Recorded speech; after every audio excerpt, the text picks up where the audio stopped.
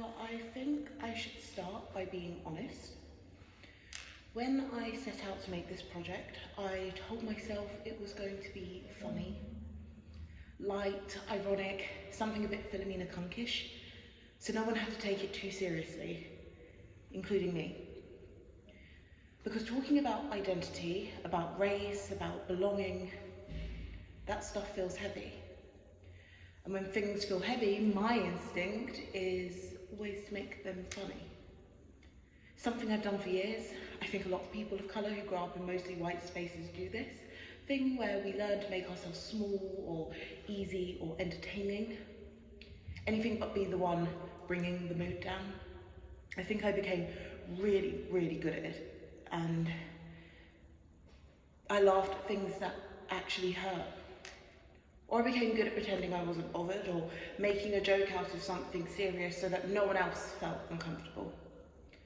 Because when you're the only person of colour in the room, you become hyper aware of the atmosphere. You can feel when everyone tenses, you can feel when you've said something that makes the energy shift, and I learned pretty early that it was easier to turn it into a punchline than to sit in that tension for even a moment. And that's how my first 2 videos happened. With Alani, the comedy worked. It was light, it was fast, it was fun. But with Maddie, the tone was heavier. And suddenly, the comedy felt like I was trying to put a glittery filter on something that didn't want to be sparkly, couldn't be sparkly. It was like the footage was fighting against me, and the more serious it became, the more I felt myself scrambling for something funny to say, because it's easier to laugh than admit you feel uncomfortable in your own story. So when my lecturers and peers asked me to explore the question I presented in a fleeting moment of vulnerability, whether I gravitated towards whiteness because that's who I am, or because I grew up in Portsmouth where whiteness was basically the only option, I froze. I felt defensive and angry and upset, and not because it was the wrong question, but because it was the right one. And I didn't know how to answer it honestly without humour to hide behind. Because the truth is, I don't know. I genuinely don't know if the people I surrounded myself with, the culture I absorbed, the identity I grew into, I don't know how much of it is innate and how much of it was environmental. How much of it was preference and how much of it was survival, how much of it was just who I am and how much of it was the only thing I was allowed to be. I didn't know how to answer it then, and I still don't fully know now. But in trying to find an answer, I realised something else, something quieter and maybe more important.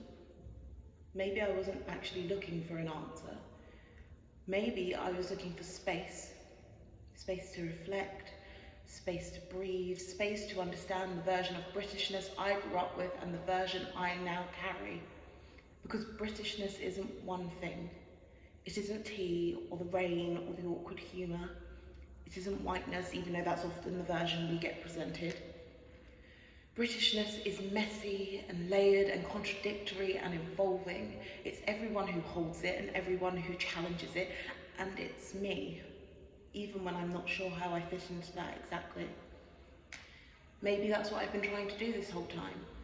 Not define Britishness, not explain myself, but carve out somewhere in the middle where I can exist without apologising or performing or making it easier for everyone. So this project stopped being about answering a question I couldn't answer. It became about seeing myself clearly, without irony, without jokes, without shrinking to fit into some box. It became about understanding that I don't need to justify how I grew up or who I am or who I gravitate toward. I just need to reflect on it, sit with it, let it be what it is, complicated and imperfect and human. And once I realised that, I realised I wasn't trying to figure out Britishness at all. I wasn't trying to figure out where I stand within it, and the truth is I stand exactly where I'm meant to. in a space that is mine, shaped by the people I love, the family who raised me, the friends who grew with me, the experience that confused me, the countless moments that stitched my identity together, and the community I have built around myself. Britishness isn't separate from that. It is that. It's everyone, it's everything, and it's me. And maybe that's enough. Maybe that's all I ever needed to find out.